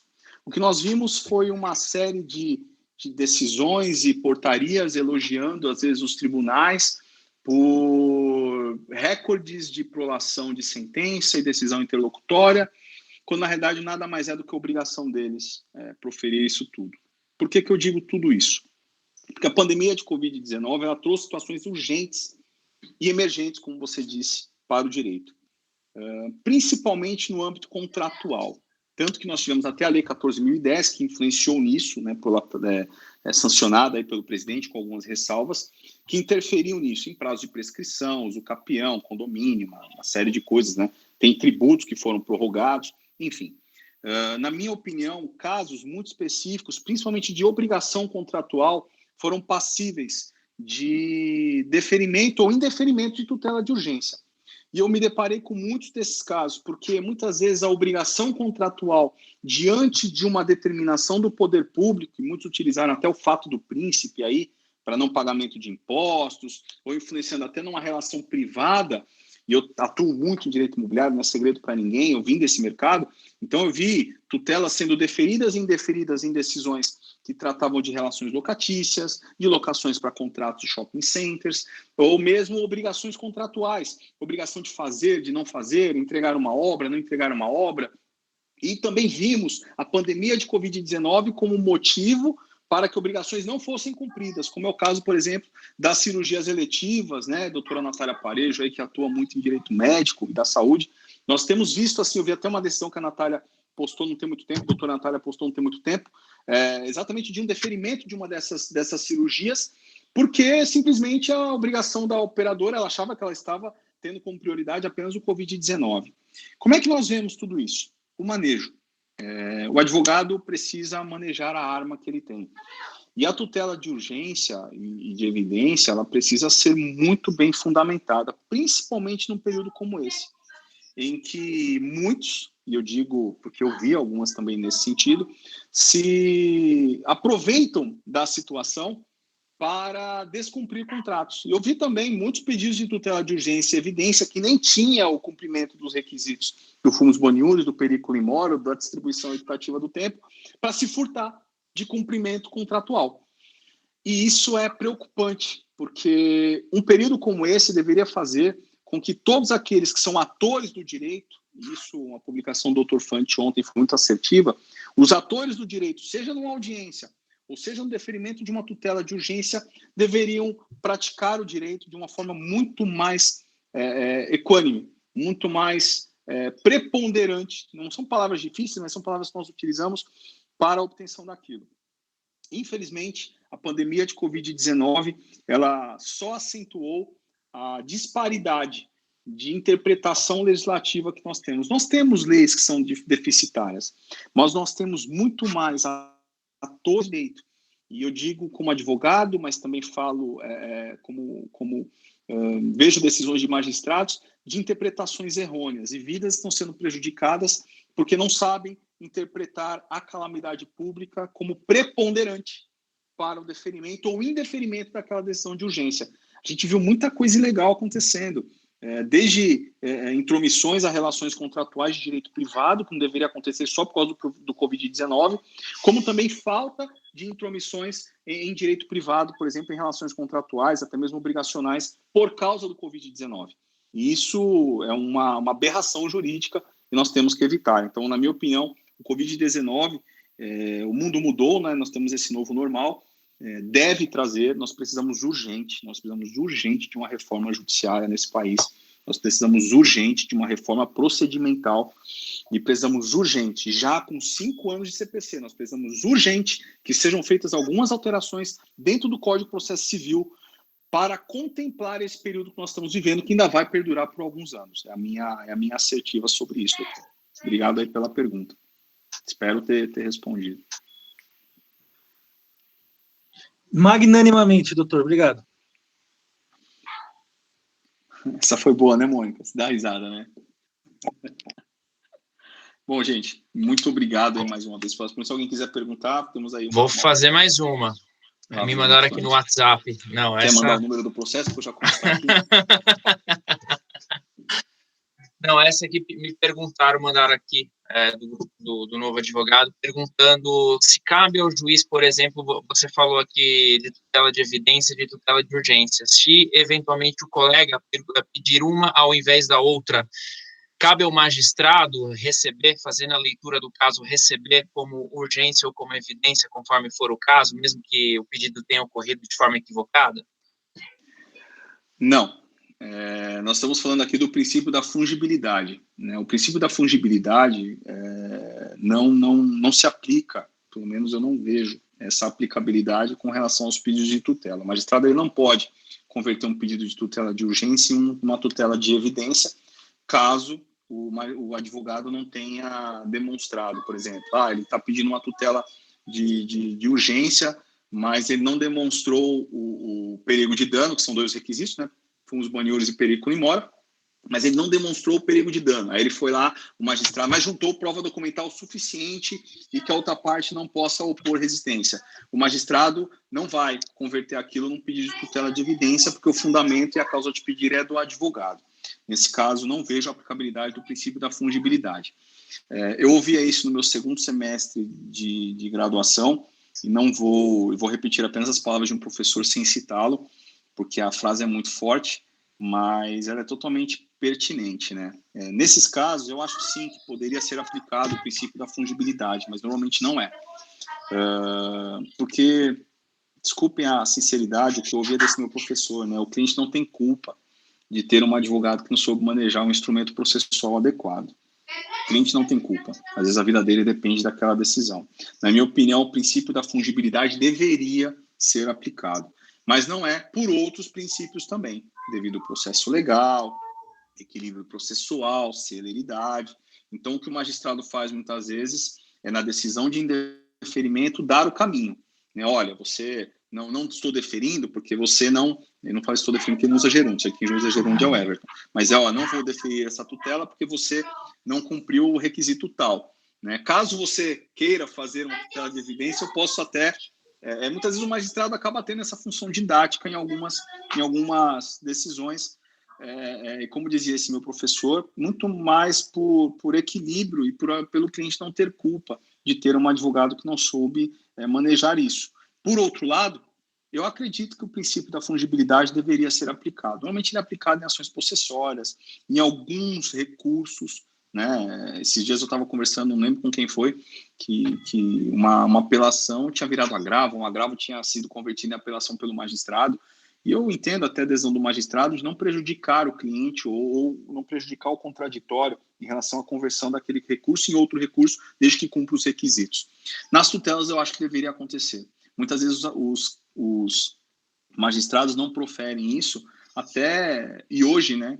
Até para não cometer nenhum abuso em relação à própria autoridade que ele é competente. Então, é um erro. Eu acho que isso seria um dos pontos que poderíamos reformar já nesse Código de Processo Civil, até em virtude da pandemia do Covid-19. Mas, respondendo ao nosso colega aí da Comissão do Novo Advogado, obrigado mais uma vez pela audiência, realmente eu acredito que não deveria, não é aplicado o princípio da fungibilidade, o juiz não vai converter uma tutela de urgência em tutela de evidência, ou o inverso. O que ele vai fazer é te dar uma decisão e, se ele for um juiz bacana, ou de Santo Amaro, ele vai te dar o caminho para que você né? Alguém falou assim, é de Santo Amaro, né? Ele vai te dar o caminho para que você maneje o instrumento correto. Agora, é função do advogado manejar isso de uma forma correta, por isso que a gente tem que ter muito equilíbrio na hora de dissertar com o magistrado sobre isso. Tem uma última pergunta aqui, Everton. Uma opinião sua. Você disse que passou pelo divisor de águas, o antes e depois do novo CPC, né? Sim. Do novo CPC, da pandemia. Sim. Aí a pergunta que vem aqui para o pessoal que não viveu a época do CPC antigo, de 73, eles estão perguntando, recebi 2 perguntas muito parecidas, por isso que eu condensei. Se você acha que o CPC atual, com relação à tutela de urgência, ele foi uma evolução do 73, ou você acha que as tutelas e as cautelares no CPC antigo eram melhores do que a do CPC atual? Eu vejo o CPC de 2015 como uma evolução da tutela provisória. Nós tínhamos um capítulo especial, você precisava propor uma ação autônoma, num procedimento especial. Não, hoje você consegue, numa simples petição, e muitos tribunais acabam decidindo por isso em menos de 72 horas. Se a decisão é procedente, se ela vem fundamentada, se ela não vem fundamentada, se vai ser objeto de um embargo de declaração ou não, ou um agravo, não importa, mas foi uma grande evolução do Código de Processo Civil de 73 para o de 2015, porque você desburocratiza e descentraliza a decisão judicial e você não imputa à parte um acesso mais difícil, né? O princípio constitucional do acesso à justiça. Você acaba facilitando o acesso à justiça da parte, agrupando isso num único artigo. A partir do artigo 300, ali você consegue agrupar a cautelar e a urgência e o principal, o poder geral de cautela, né? Como ele ficou mais abrangente, o magistrado ele tem o poder de assegurar qualquer medida que efetive o resultado útil do processo, ele pode, com isso, até definir para que aquela tutela seja cumprida com uma medida que nem foi objeto do pedido. Então, eu vejo como uma baita de uma evolução. O Código de Processo Civil veio para ficar. Precisa, talvez, de algumas alterações por esses fatos, que são extraordinários e imprevisíveis, que aconteceram agora, de março para cá, aqui no Brasil e no mundo também. Mas ele é um código muito assertivo. Eu gostei muito assim, do Código de Processo Civil de 2015. Eu sou um estudante assíduo do Código de Processo Civil e gosto muito da interpretação desses procedimentos. Eu acho que tudo tem uma razão de ser e muitos artigos deles são muito condizentes e foi uma evolução, sim, porque a sociedade ela é dinâmica, doutor Fante, ela muda. Em 73 nós tínhamos outro tipo de sociedade, outro número de demandas, tanto que o Código de Processo Civil ele nem orienta muito a judicialização, né? Ele orienta até a composição amigável, as câmaras de arbitragem, a conciliação, a mediação. O advogado tem um papel muito mais fundamental dentro do Código de Processo Civil. Eu nunca tinha visto um código, e não vejo nenhum código no mundo que tenha o artigo 190 do Código de Processo Civil, por exemplo, em que você pode, dentro de uma composição extrajudicial, modificar procedimentos judiciais. Depois olhem com mais tempo o artigo 190 do Código de Processo Civil.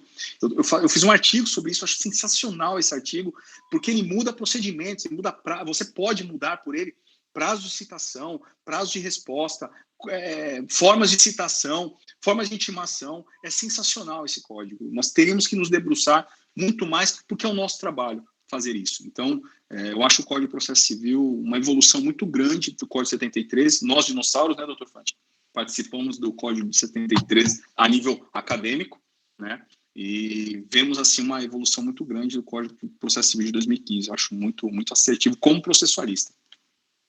Pois é, eu ainda peguei o Código Civil de 16, não sei se é o seu caso, mas enfim. Tem uma outra... Vamos mudar o assunto. Eu tinha mais cabelo.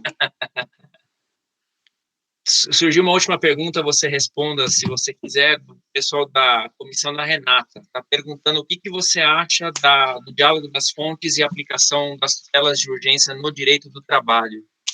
Eita, eu admiro muito a Renata e todos aqueles que militam em direito do trabalho, porque é uma área que eu sei menos que o Cebolinha de falar LR. Eu sou não sou a melhor pessoa para falar de direito do trabalho. Tanto que a Renata, a doutora Renata Camargo, ela é minha consultora, né, doutora Renata, de direito do trabalho, quando eu tenho alguma dúvida. Ela, a doutora Marina Borba, aí eu sempre estou incomodando, pedindo. Mas eu vejo o diálogo das fontes, sim, até porque a LINDB fala disso, né, a Lei de Introdução às Normas do Direito Brasileiro, e nós, advogados, precisamos saber manejar a LINDB. E o Código de Processo Civil ele é subsidiário, né, e ele é quem norteia o processo do trabalho a nível subsidiário. E isso é sensacional, porque eu, há pouco tempo atrás, eu tinha até aberto uma vaga, vou citar uma coisa pessoal, no meu escritório, e recebi alguns candidatos que falavam assim para mim, olha, eu entendo de direito do trabalho, mas não entendo de nada de processo civil. Aí eu faço uma cara de conteúdo, né, normalmente, e falo, mas internamente eu estou, como é que ele maneja o processo do trabalho sem entender de processo civil? Como é que ele não dialoga essas duas fontes? Como é que ele não aplica princípios do Código de Processo Civil para nortear as ações trabalhistas? Isso é uma preocupação, né? Porque aí o advogado bate no peito e fala, eu sou trabalhista, né? E não sabe manejar o Código de Processo Civil. E o Código de Processo Civil ele é extremamente importante, porque eu já vi algumas tutelas de urgência serem aplicadas no Código de Processo Civil, no processo do trabalho. E, pasmem, os advogados trabalhistas sabem manejar a tutela de evidência melhor do que os processualistas civis. Principalmente com relação ao inciso 4º lá do artigo 311. Nossa, Everton, mas você está chutando os processualistas civis? Não, mas é verdade. Porque como eles estão mais inseridos nisso, eles sabem manejar. Alguns que não sabem, perdem, evidente, qualquer tipo de indeferido, qualquer tipo de tutela. Mas aquele que sabe de processo civil é um advogado por excelência de direito do trabalho, né? Nós temos aí uma interpretação errônea de que o processo do trabalho ele tem normas próprias, não tem código de processo do trabalho. Código de processo é civil, e é ele que norteia as ações trabalhistas. O advogado precisa fazer esse diálogo de fonte, sim, e aplicar tudo isso que nós falamos aqui no processo do trabalho, para quando ele precisar de uma tutela de urgência ou de evidência. Isso, para mim, é muito... Eu tenho ações trabalhistas no meu escritório, tem até uma pessoa que cuida disso para nós, eu procuro não me intrometer muito, mas quando eu vejo, por exemplo, um erro processual, que é objeto de nulidade, ou que a pessoa, que o advogado da outra parte, normalmente eu estou pela reclamada, não soube manejar uma tutela, nossa, nós vamos explorar isso para indeferir. E é Código de Processo Civil puro e simples, não existe Código de Processo do Trabalho. Então, nós precisamos, sim, desse diálogo, principalmente em relação às tutelas. Muito bom, parabéns. Falou que não entendia direito do trabalho, mas uma resposta que com certeza o colega que fez está bem satisfeito aí com o conteúdo do que você respondeu. Vamos lá, tiver a última pergunta, que eu sempre brinco, a pergunta do milhão. Quem quiser fazer, vou dar 5 segundos para que faça a pergunta. 3, 2. Muito obrigado pela participação. Obrigado, Renato. Que monte de trabalhista nada. Obrigado mais uma vez aí por todos. Não temos perguntas, então, doutor Fernando. Não, parabenizar mais uma vez você, Everton, pelo carinho, pelo cuidado que você sempre tem aqui com as nossas palestras aqui na subseção. De dizer que o artigo 84 do CDC é o CPC do Código de Defesa do Consumidor, então também é muito importante para quem trabalha em relações de consumo, porque o CDC ele é tão moderno e tão eficiente que ele reúne todos os artigos da tutela de urgência do CPC, ele já tinha tudo lá em 90 dentro do 84. Sim, então, quem quiser, utilizem nas relações de consumo subsidiariamente o direito processual civil, assim como o direito do trabalho. Então, te parabenizar aí mais uma vez pela sua excelente explanação. Obrigado a todos que participaram hoje aqui da nossa palestra, dos funcionários que estiveram aqui viabilizando, e parabenizar também o aniversariante de ontem, né, que é a nossa subseção de Santo Amaro, completou 39 anos. Parabéns aí a essa subseção, uma subseção que começou com 100 advogados, né, com 100 advogados que se reuniram lá em 1981, e entendiam que a nossa região, diante da importância, diante da relevância, era preciso que tivesse uma subseção. E assim, com o pioneirismo daquelas pessoas que se reuniram lá, a primeira diretoria, o Dr. Vitor, que hoje é falecido, o Dr. Edmo e outros tantos que participaram, se reuniram, criaram a subseção de Santo Amaro, que ontem completou 39 anos, né, praticamente a minha idade. Eu sou um pouquinho mais novo, mas e mentiroso também, mas parabenizar a todos que participaram aí, todos os presidentes e diretorias que ao longo desses 39 anos colocaram cada qual o seu tijolinho na história dessa subseção, que hoje conta com quase 12 mil advogados, a maior subseção da capital e rumo à maior subseção do Brasil. Então, hoje, Santo Amaro, com pioneirismo daqueles que lá estiveram no passado e hoje com as pessoas que fazem parte dessa subseção, as pessoas que eu digo são esses 12 mil advogados que tornam essa subseção o que ela é, respeitada, a subseção grande, a subseção referência para a nossa sociedade. Então, eu deixo aqui os parabéns para todos os advogados de Santo Amaro e para a nossa querida subseção de Santo Amaro. Então, parabéns para todo mundo. Então, eu encerro aqui desejando também boa noite a todos e nos encontramos na próxima palestra, que será no dia 9, a respeito de como está as questões de adoção no Brasil. Então, temos aí 4 temas de extrema relevância, a importância dos grupos de adoção, as atualidades da adoção no Brasil, e vai ser realizado agora às 18 horas na segunda-feira. E dia 12 também já convido, né, doutora Cláudia, aproveitando o que aconteceu essa semana, um assunto extremamente relevante, importante. Eu quero que você fale o nome dessa palestra, porque se eu falar eu vou passar vergonha aqui, porque eu não sei falar inglês. Então, abre o áudio aí e convide os colegas para participar da palestra que você vai ministrar para nós. Boa noite a todos. O nome da palestra Vocês estão me ouvindo? O microfone está ok, né? Perfeito, tá ótimo. Então tá. Quero ver sua pronúncia do inglês, eu estou curioso para isso, vamos lá. Gaslighting. Opa, como é que é? Repete de novo. Gaslighting. É isso aí que ela falou, muito boa. Não é difícil, é tranquila. Gaslighting. É isso aí. Isso e aí, aí. conta para nós um pouquinho o que é esse assunto. Faz aqui um teaser para nós. Ó, em inglês, hein? Teaser. Olha, faz um teaser para a gente. Baixou o inglês e o publicitário. Opa, com certeza. Seguinte, gaslighting, esse nome foi dado à violência psicológica contra a mulher, principalmente por conta de um filme de, se não me engano, 1920, a primeira versão desse filme, e depois teve uma outra, eu até no dia da palestra vou trazer o link até para as pessoas, se quiserem assistir, que o marido fazia um assédio psicológico com a mulher de tal forma que fazia com que ela pensasse que ela estava louca. Então, ela era induzida a acreditar que ela era culpada e ela era errada do que estava acontecendo. Né? Então, era questão de diminuir a luz da casa e ela ficava, gente, essa casa está ficando mais escura, não tem alguma coisa errada por aqui? Não, imagina, você está louca, não tem nada de errado. Quando chegava alguém que pudesse perceber, ele ia lá e ajustava a luz, ficava tudo certinho. E aí isso foi acontecendo durante muitos anos. E por conta desse filme, quando se estudou a fundo a violência psicológica contra a mulher, acabou se apelidando, né, a violência psicológica como gaslighting, que é uma das formas mais cruéis, pode-se dizer talvez até do que mais agressiva e mais cruel do que uma violência física, porque não adianta muito, Cláudia. Não vou adiantar muito, não. É só um teaser, Cláudia, só um teaser. Então, parou por aí para ficar todo mundo curioso. Curioso, justamente. Todo mundo na vontade. Que é o spoiler, é o spoiler da palestra do filme. Está até pronto. Spoiler da palestra e do filme. Já vou encaminhar para a Vanessa Arte, agora que já está prontinha.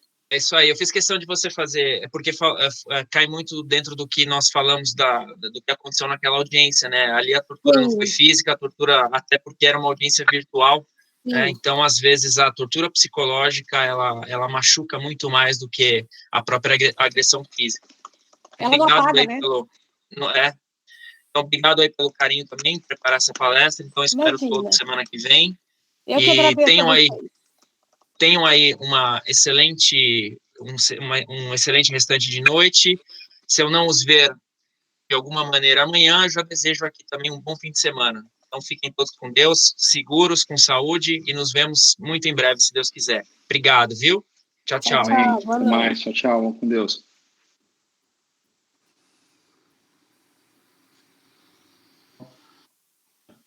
Obrigado, gente, pela presença. Obrigado mesmo. Um abraço aí para vocês. Fiquem com Deus. Doutor Vladimir Pedro Júnior, obrigado pela presença. Não tinha esquecido, não tinha visto o teu nome aqui. Obrigadão. Um abração, gente. Até mais. Fiquem com Deus. Boa noite a todos aí.